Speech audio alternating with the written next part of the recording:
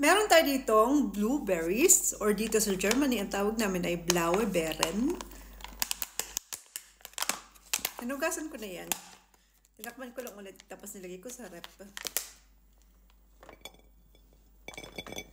Oops.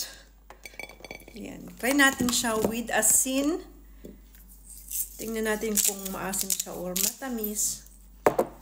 Hindi naman siya blue, yung labas niya ay black. Ayan o. Pero yung loob niya parang nagkukulay blue. Parang hindi nga. Ayan. Hindi makita sa camera.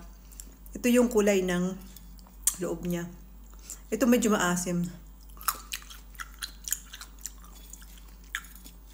Tapos pink yung juice niya.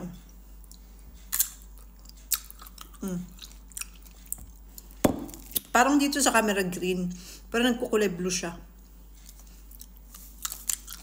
Blueberries. Sarap. Medyo maasim. Merong matamis, merong maasim.